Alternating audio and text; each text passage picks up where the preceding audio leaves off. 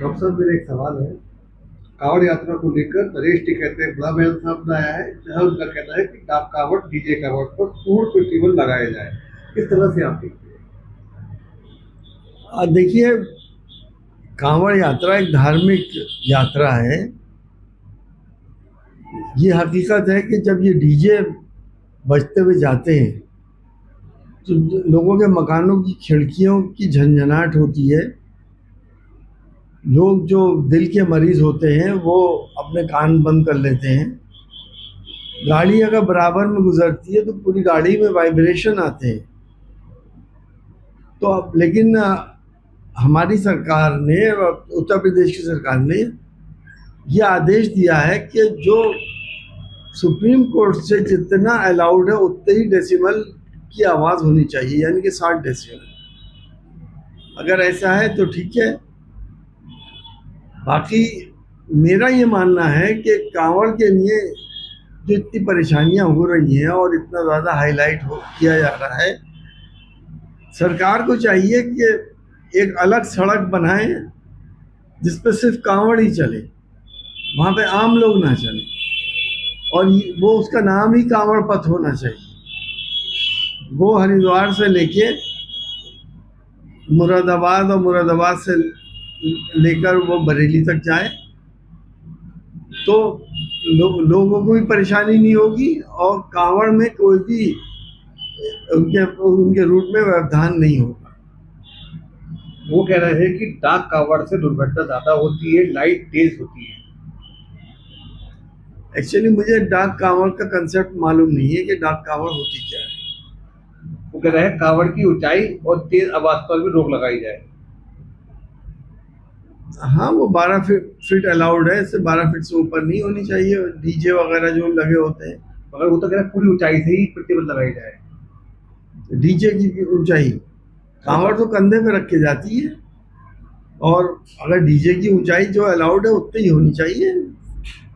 तो वो कह रहे हैं कांवड़ यात्रा में गाना ना बजाया जाए, नरेश टिकैत का ये बयान है। कांवड़ यात्रा में गाना भी नहीं बजाया जाए, डीजे पे प्रतिबंध लगाया। हल्की आवाज में जो अलाउड है वो काम हो जाए। 60 डेसिमल पे बजाने जो भी बजाना है, कि लोग डिस्टर्ब भी ना हो, नॉइज पॉल्यूशन भी ना हो।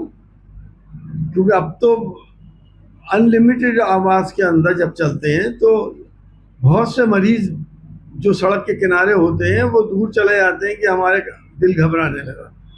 उनका ख्याल रखना चाहिए। कहीं ना कहीं आप नरेश टिकैत के बेहतर समर्थन करते हैं? देखिए, बैन वाली बात जो है ना, मैं उसका समर्थन नहीं करता, क्योंकि ये एक धार्मिक मामला है।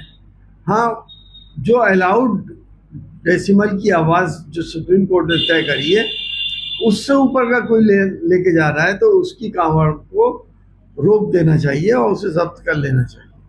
अच्छा डॉक्टर साहब, एक सवाल हो रहा है आपसे मेरा। तौकीर रज़ा ने तंजीम फातिमा के बयान के बाद कहा है कि अब उन्होंने सही कहा है कि अल्लाह पर भरोसा है, अब किसी पर भरोसा नहीं है आदम खान उस पर, क्योंकि उन्होंने कहा कि अल्लाह को ये भूल बैठे थे, इसलिए नवीन वाले से मदद मांग रहे हैं। किस तरह से देखते हैं? देखिए, हर मुसलमान का ईमान है कि अल्लाह की मर्जी के बगैर पत्ता भी नहीं हिलता है। हम सब यही हमारा ईमान है, और हम हर मुश्किल में अपने अल्लाह को याद करते हैं और अल्लाह पाक हमारी मदद करता है, और करना भी चाहिए। तो मानते हैं कि आप तौकीर रज़ा और तंजीम फातिमा ने कहा वो सही कहा, अब तक आदम खान को अखिलेश यादव के ऊपर ही निर्भर थे, इसलिए वो अभी तक बाहर नहीं निकली है। नहीं, देखिए, आजम खान भी अल्लाह से मदद मांगते हैं, ऐसा नहीं है। नमाज पढ़ते हैं और दुआ भी मांगते हैं।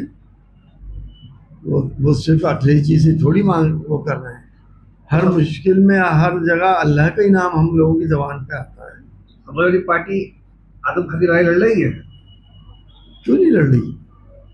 समाजवादी पार्टी पूरी तौर से आजम खान साहब के साथ है, तो हर लड़ाई लड़ रही है। मगर तंजीम फातिमा का जिस तरह से बयान आ रहा है तो ऐसा लग रहा है कि दो परिवारों में, सैफई परिवार और रामपुर परिवार को फूट पड़ी हुई है। देखिए, वो बुजुर्ग नेता है हमारी, किसी बात पे हो सकता है नाराज हो, उन्होंने ये बात कह दी, तो इसमें उन बुजुर्ग नेता की उसके ऊपर ज़्यादा हम टिप्पणी नहीं कर सकते।